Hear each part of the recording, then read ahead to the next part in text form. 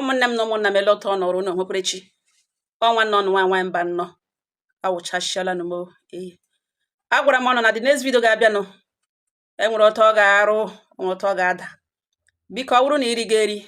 kpuchie nri ṅụ emechaa gị rie ọ gị iri ekwenụ richaa tupu gị bịa ga ihe m na gị kongalugbo ene ka mmadụ hapụ ịsụ nwaanyị mba nnọ akụkọ nkele emegbola m nri anụ m otu nwanne anyị nwoke akpọ m na fon sị m nwaanyị mba nnọ m za ya sị m gwara akụkọ na ogbotowara ya ụmụnne na enwe ihe ụnụ ga-agwa ya na ụnụ gwa ya na ori bidene na obi na ọgbawale ya gara ihu sị m na nne na nna ya mụrụ ya n'ime ụbịam na enwe ụtọ rụrụ ha ya gahụ skuul na nga ya gụkwara na ọ na JS1 ya nọrọ nga na bido gbawa mbọ mewe biznes dị iche iche ka ya hụrụ ya maka ịga before ya mara Chineke bulie ya elu nye ya ezigbote somebody na-eme biznes genuine biznes ya rapara n'ahụ ya onye ahụ ejikwere ya ụzọ ibido zụwa ka eshie ya ike bido gbakwa ma China manụ na ya na-anọ ga-atụ ahịa bata ekilia ya na Chineke ji wepụta ezinụlọ ya n'ime mgbe wepụta ha from mgbe sachaa ha ihu na ya kwụọ ụlọ na eme gị ọfụma ya eji ego ọ ya ka ya chọrọ ịlụ nwaanyị sị mba na otu ya na-agụ na ya agaghị alụ onye na-agaghị skuul Chukwu emere ya ebere ya etiru anya ala sị na ya ga-alụrịrị onye gara skuul na ọ wotu ya shiri nweta onwe na bank one day na enwere transaction butere na bank ya hụ nwa agbọghọbịa mara mma nwatakịrị mara mma na nwa na ọwa iyo na ọkwụ ọtọ kwụrụ straight na nwa ahụ mara mma anyị ya too n'ahụ ya ya bịa notice na ọ dị worried na o nweghị iwe o mee call ọ bịa nụrụ ofu ebe were aka dị na agba igwe ji obi ya emecha ihe na-eme gakwuru ya si ya hello olelite anya lee ya ekele ya jụọ esi notisiri na iwe meghị ya ọ gịnị wụ ihe ihu ya ji dị ụta na ọ mara mma kwesịghị isquiz ihu ọ sị ya mba na enwere transaction ya na-eche na enwere transfer mmadụ so mene na ya amaghị m netwọk na ya nọ here since ya ga-echekwe na asị the money reflect mana onye asị otile the money ya jụọ esi ego ole ọsọ ya nọ 20,000 ya sị 20,000 ka o ji nọrọ na bank dị worried like this na nwa ya bịa soro ka ya na ya bọga na moto ka ya mara ihe ya ga-eme ole wee siri ili bilie sonwe ha erute na moto ya akaụntụ 50,000 naira ha erute na moto ya akaụntụ 50,000 naira kpa ya n'aka dis girl agbulie nwagoro na kelewe nwatakịrị chinyekwana ndụ dị nnọọ neat eshi nnọọ ndụ ya agụ gba ya sị nụkwa na ihe ka ọwawo temptation ya ghọọ ego igusie ya ike ha chịrịcha ya ekutu ehi ọ ya ka ọ gwawara na mma ya eji ahụ na mma ya dị down ya siri ili na mma ya leotu oshime gị okwu ya jụọ esa aha ya kwa na ogene ọgwa ya aha ya na ya jọsụrụ finish youth service na ya chọga ọrụ na ọhịa o ji adịgara ya difficult ya nwetabeghị ọrụ ya jụọ esa wee graduate ya yes na ya graduate la na ọrụ ka ya na-achọ ya siri ili ya jụọ esa ebe mma ya nọ n'ọdị fa ọ sị na ọ na village ka mma ya nọ ya jụọ esa village ha wee ebe okwuo ya siri ili na ọ dịkwa ha far from their own ngwa na ihe mere n'ụwụ na ya nwachọburu ịla village n'ihi na enwere ihe arụgara na village ka ya kwetazie n'ihi ya chọrọ ịlabụ nwanne echi mana ka ya kweta n'ihi ya first thing tomorrow morning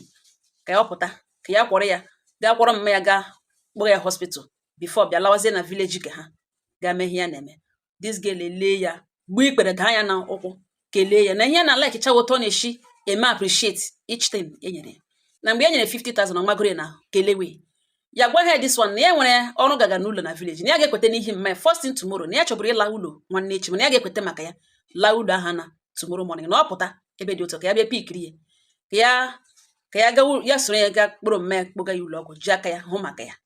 na ihe ọbụla ọ ga-eri na ya ga-ahụ maka ya dị na-eshizi ebe ahụ gaa village na this girl ewere ihe ikpere wụọ ya n'ụkwụ ditin na-emetọcha ya dị very happy ọ na-agụzi agụrị na-enyere this girl aka na ọ weta oshipụtakwa n'ebe ya si apụta n'oshi ọkọta ya bịa pikiri ya gaa village ya kpụrụ mma kpọga ya ụlọ ọgwụ treat this woman ya enweta onwe ya na nwa ahụ ntara bido akpawa ya like dị nwa only 4 months ya propose marriage o kwere mgbe ya bịara gwa esere ka ya bịa ele mgbe ya ga-adị mkpa mgbe ga-adị ya mma ka ya bịa kpọrọ ụmụnna ya bịa nara list ọ sị na ya chọrọ imegodo travel na enyeta ya small time na ihe niile mega so fast na ya enyeta ya time ka eme travel na ya chọbụrụ ịga hụ antị ya nwanne mma ya na o nyekwara aka n'ịzụ ya na skuul na kemgbe eji mechaa savisi ya ahụbe na ọ si ya bịa ka ya ga ka ya nọtụkwara ndị ọ mụrụ nwa ọhụrụ ya so oke o mee travel ahụ ọ nọrọ na travel ahụ 2 weeks wee lọta na nwaanyị mba nnomza the day ya gara aga hụ nne na nna this lady after mmanya rịachara treatment mmanya everything bịara by emergency so ya nweghị ohere bịa kowawa onwe ya the day everything dị okay ya laa hụ nna ya mpa the girl ya gwa ya meet gwa ihe ya bịara ọgwawa ya na ya chọọ ka ya lụọ nwa ya na ya biko chọrọ onye ọzọ ga-alụ wepụga aka ebe nwa ya nọ ya jụọ ya sị na ọ gịnị ka ya mere na ya wụghị ajọ mmadụ the man sọ wụ matter of ajọ mmadụ na ya ma ihe ekwepụge na ya biko chọrọ nwaanyị ọzọ wepụ aka na ahụ nwa ya na ya nwawo nna this lady agaghị anabata ya ya ma ihe ekwenekwu ya biko obilie baaga n'ime ụlọ this lady ya na-emege ihe agwawe nye ya sign ya ghọta sign the lady nye gị ha apụwa eji ọgwawe na mpa ya nwetụrụ skọskọ na mpa ya nwetụrụ small mental na ọwụtọ na-eshi eme ihe o nwere ike another day ọhụụ igbo ọ sị ya na gịnị ji obebe bịa lụọ nwa ya na ohi ha ahụ ga na ya biko na ya don't worry na ya any day ya ga-akpọ ụmụnna abịa na ọnkụl ya ga-anabata ha ya sịrị ya yekwuo n'obi ya si ihe ga the next thing ya ga-eme na ọ na ha lụcha ya kpụrụ this man gaa n'ụlọ ọgwụ gaa mara ma enwere ihe a ga-emetenwu na ọ weta eshikpụrụ ụmụnna bịa ọnkụl ya receive kwenụ ha ya eme ihe nọ n'isi ya kwụọ ụgwọ isi nwaanyị kwụọ ihe niile tụ ọnkụl ya kpụrụ nwunye ya lawa na ya ka ha laruru ha mekwana hụ marriage na chọọchị ka ihe eji agba ha akwụkwọ ebe ọzọ oke ha mere ha lakpuru that very day na nwunye laruru ọ banye na nso ya a na-ele n'anya na ọ nso ga-agwụ 2 days or 3 days or 4 days ọ gbagagba 1 week gbagagba 2 weeks ọ bara gwa nwunye na ahụ ekpere gawa ụlọ ọgwụ dọkịta elewe sị enwe ihe ya hụrụ dị wrong na ọwụtọ na ka na-eche agbabụ ya ọ sị mba ya ahụ bụdịrị ihe mbụ dọkịta emeghị na o nwere ike ime anọ n'elu ya nwunye luzu ọbara aga chọta ọbara gbagara nwunye ya kwụọ ụgwọ agbagara nwunye ọbara na-agbagharị nwunye 3 days ọ ka na-ahụ nso ya alachịwa ha kwuo nkwe na onwekwele shortage of blood na ya azụgide na ọbara jụọ nwunye sị ọwụna ihe ndị ọjọọ mere ha ihe kele sị ha nwakwala nwa ka ha hapụ ịtụrụ ime mụọ nwa na enwe onye na-elụga nwunye si n'ebe ekwana ya jụọ nwunye sị enwe onye o megidere ifu na skuul ebe ahụ ụmụ ihe enwe ihe dị ya na-ele anya ikekwe enwere nwoke ji nwaanyị nwunye ya na nwunye mere ihe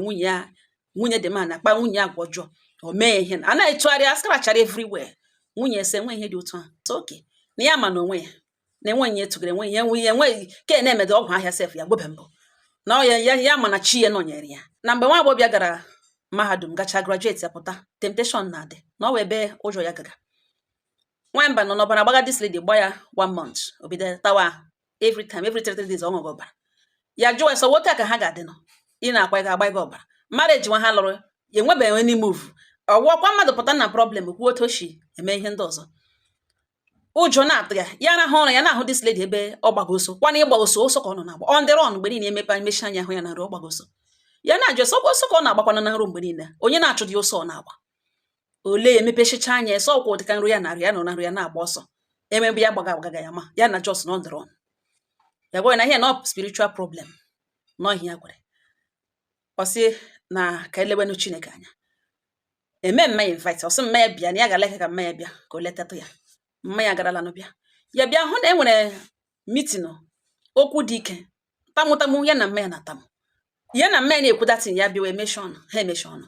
ya bịa notice ya na ha abụọ hụga ụjọ dị ha n'ihu na ihe something mebiri emebi enwe ihe mebiri nụ ya naghị place oyi ije ahụ okwu ahụ ya jụọ nsị enwe ihe ha na-edere gwa ele ihe ahụ ha kwuo okwu n'okwu hụ ya emechi ọnụ na ọ gịnị nwe ihe ha dị afraid of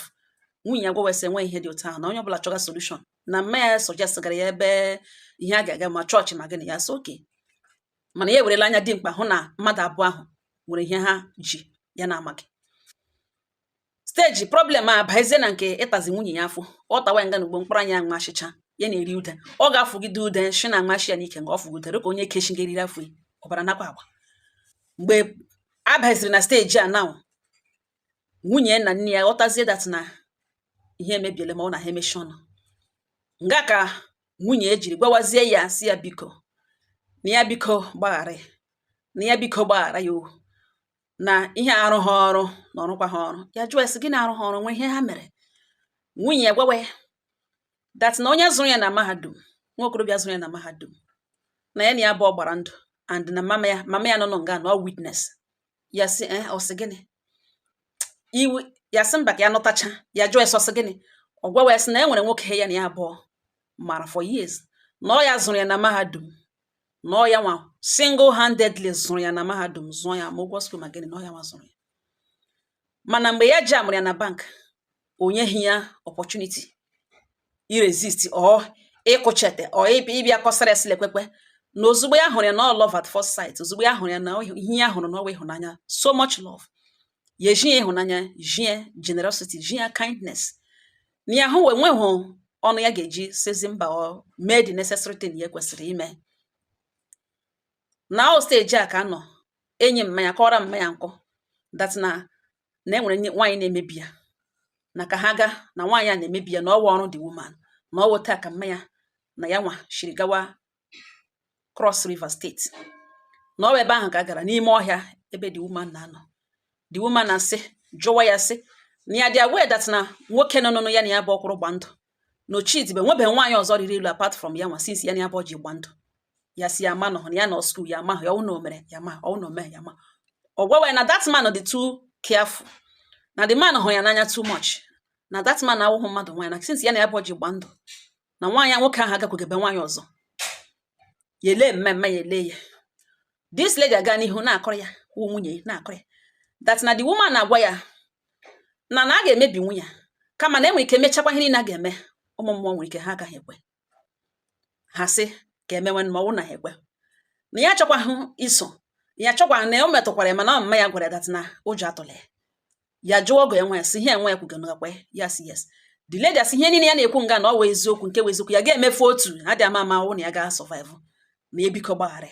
na ya hụrụ ya n'anya too much. Ọ gaa n'ihu kwewa na the woman na-asị that na ọwa ha ga-abịa lawa na ọwụ na ya baiga na nso ya that day ya baịrị na nso ya na ha bịawa or the next day ha bịawa, ha achọkwana ịbịa the third day na ha bịawa, mana ihe ọ ga-eji abịawo ihe niile wụ pad o wepụtara n'ukwu ya o jiri chere ọbara na ya tụfukwule na ya tiga ihe niile na waterproof were ya bịawa. Ha lawa the next day ya banyere na ya the day ya banyere na nso ya ha gawa the next day ya atụtụkọlatọ ihe niile wụ pad ya usuru that day ruo the early morning the next day ha gawara with the second day of her menses. Ya tige na waterproof ya na mma ya banye moto kwegole gawa. The woman akpụrụ ji ya otu ụlọ aja ọcha nwe otu mkpụrụ ihe nọ n'ime ọ naanị ute rọba ka a tọrọ ebe ahụ. O nwedoghị windo, dị ụlọ enwedoghị windo, otu ọnụ ụlọ bịa wụrọ ha ụlọ aja ọcha n'ime ọcha ebe a nwaanyị ahụ nọ. Ọ gwa ya sị ya ga-anọ nga 7 days na ọ ya wụ ewepụtala pad maka ya ejiri shi n'ụlọ bịa. Nwaanyị ewepụta white basin achịga pad were sawa mmiri, ọ ga-asa ga-efuga ọbara fọpụtara n'ime na-eji njim ihu na ke oke ya yuzuru kemgbe 2 days ya ejiri bịa, ma ndị ka dị fresh ya wepụtaghala nye the woman o werekwe na-ebido sawa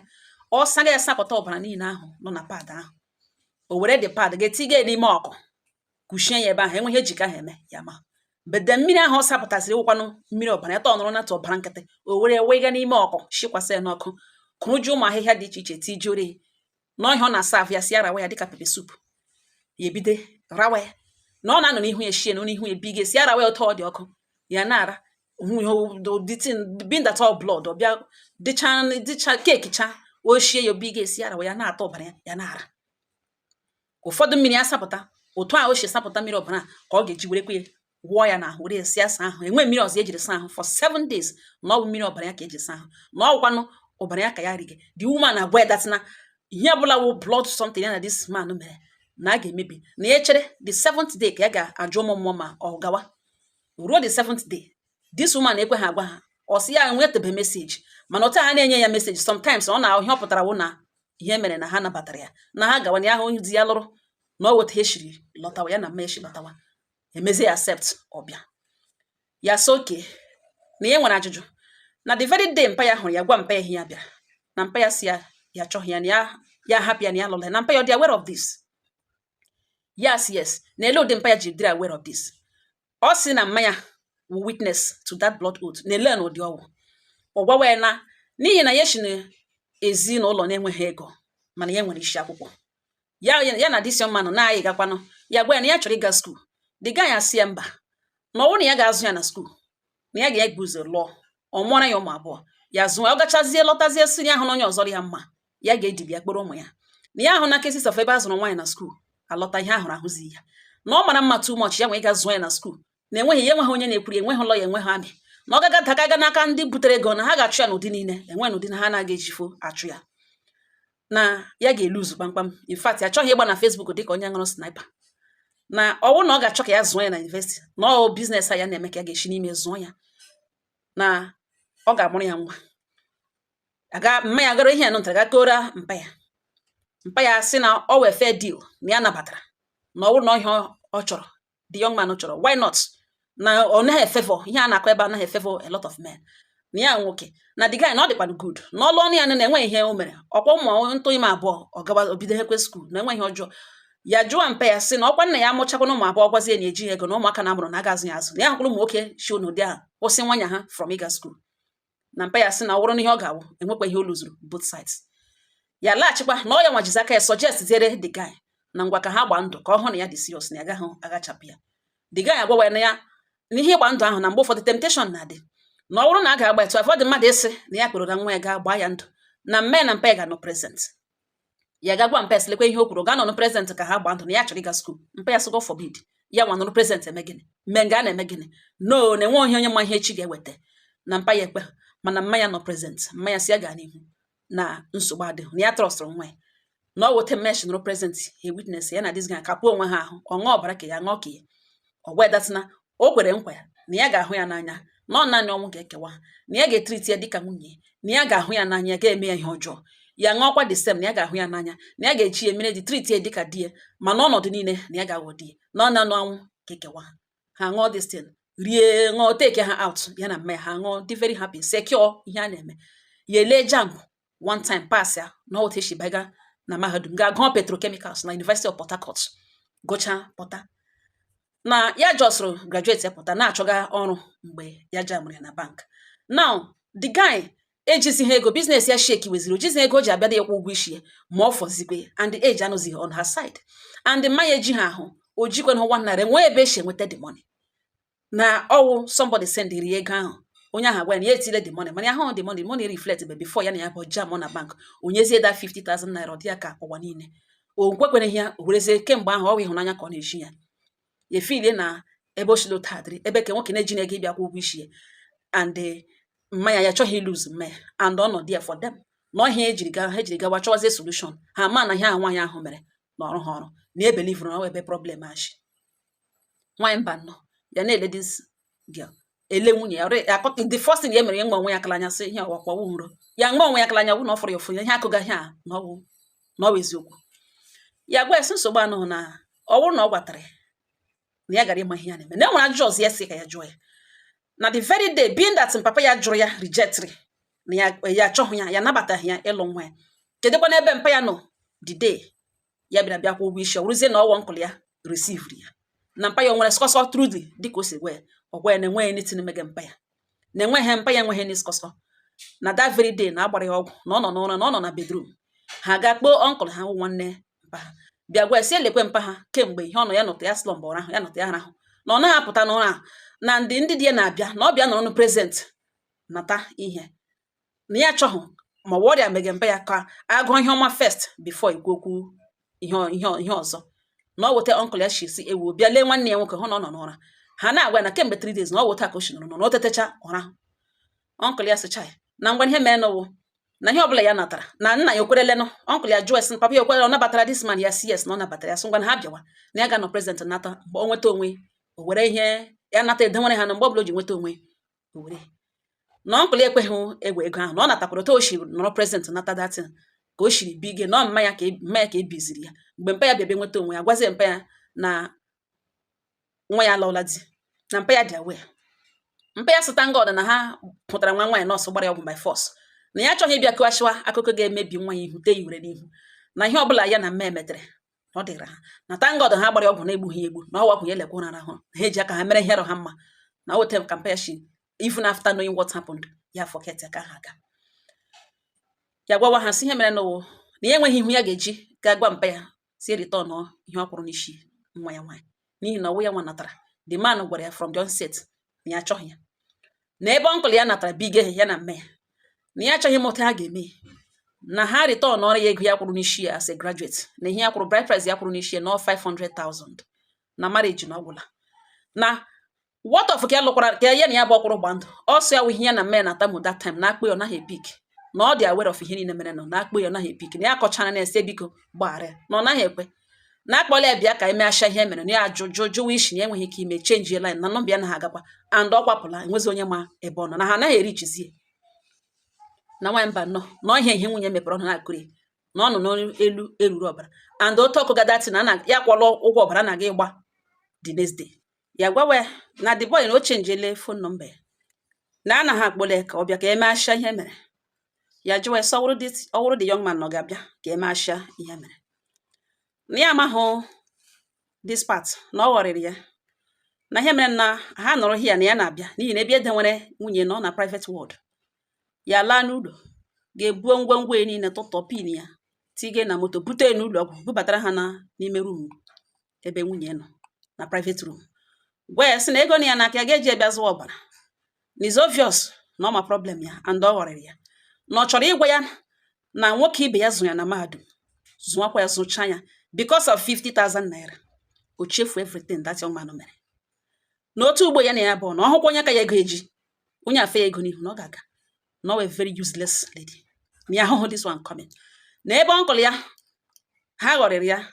ndị man erighị ọwụ ya nwa ji according to ihe ọkọrọ ebe a na ọ mma ya ka o denwere mpa ya ekweghị emetụ ya aka na ya na mma ya kpakọ onwe ha ọnụ return ọrụ ya 500,000 naira na ya achọghịkwa igboro abụọ ma ya ọ wụghị ya ihe ya bịa ebe a na ya bịa ebe a bịacha ebe ọzọ n'ụlọ ọgwụ ha na ihe na ya bụ ọ ga-eme na ha kpakọ onwe ha ọnụ ya achọghị mụta a ga-eme gụọ isi n'ego that principal money ga-eseparate dissolve this marriage na because of ka ọlụ nwoke ji ego ka mpa ya ji wuo onye ara ọta ga that man a madman your mother anọrọ present ebe ị na-eteki blood oath mezie mind kpero ngawa ala ụmụ agbara ịga liga pụta from somebody not there for you na onye a mere ihe na nwoke ibe na ọ wụrụ ya na obi agara ya mma na ihe o tiri n'ime ya gaa na ebe ahụ na ya nọ naanị ya nọrọ ebe abụọ shakashaka na ihe ya chọrọ ime ya na ya ga-ahụ ego ya chọọ wee return ọrụ ya ego ya na ya na mma ya ebe ọha nwa kere nwa ya di mma ya kere di o ji ọnkụl ya nata ego natara napụta ya ego na ha chọọ ego anyị ma ọ wụ ya gwawa mma ya na this lady nwụọ ngodo enweghị mere na ọ ga-refund ya ego ma ọ wụ ya ga-eji polisi eme ya arrest mma ya si biko na ya ekwutekwala na ya ga-esendịrị ya ego ahụ back na ya ekwulite na ndị obodo ha ga-amapụ ihe ha ga-eme ya ma ifu na ọnkụl ya nwere ụmụnne di ego ha ga-atụchi ibu ya eji na ha ga-egbu ya na ya ekwutekwala biko na nwaanyị mba nọ na mgbe ya na-alarule emene ha oge enwe emene transfer 500,000 naira ya enweta dị alert ọgwa ya si biko na ihe na ọ bụ isi nne ego ya kwụrụ n'isi nwa ya nwaanyị na ya biko mechie ọnụ ka ya chọwa solution ka ya zụwagodo nwa ya ndụ na ọsụgodo na ya sụgodo na ya na-etiga aka ya na-abịakete mana ya biko mechie ọnụ ụmụnne m nwanne ya nwoke sị m jụọ ọnụ na ihe nọ o kwesịrị ka ya mechie ọnụ na ọ dịtọ na ọ naghị isi nne ego na ha kwashi na ya na the woman made the transfer sendere ego na ihe ọrịagazi ugbo ya ekwutekwala na akọwashiwa ihe gbashiwa ihe na mbụ ndị obodo nwere ike ilie na ndụ DSF ga-asa consent si wela ya na ihe ka ya chọwagodo ndụ chọwa ebe ebu nwa ya aga n'ihi na ya mara ihe mere ekwesị ka mmadụ na ya mara ya merụrụ ala na ọ ga ya biko ya ekwutekwala na ya emechi ọnụ ekwubele na ya elekwa isi nne ego na ya ga-agwa ndị obodo biko ma ihe dịcha ya chọtacha zụcha nwa ya ndụ ka ya ga-zụagodo nwa ya ndụ na ya ekwutekwala na nwa mba na m juderele ya ụmụnne na ọ wụrụ ị ga-keep this type of secret because of nwunye ṅụ because of nne ya na nwaanyị si ya return ọrụ na 500,000 masị ya ekwutekwala ya emechi ọnụ ya ekwutekwala na ya amaghị otu ya feeling about it na ya na-emetere that woman ebere ya hụ ga-ahụ ya na ọ ga-survive ụmụnne m okwu ekwula ekwucha nsị dem ya sị nwanne m nwoke ya sị ị gaghị asị nwaanyị ri ime gị lewe nwaanyị ri ime na ọ ga-anwụ n'afọ ime gị gwecha gị gwesị agwakwala di ya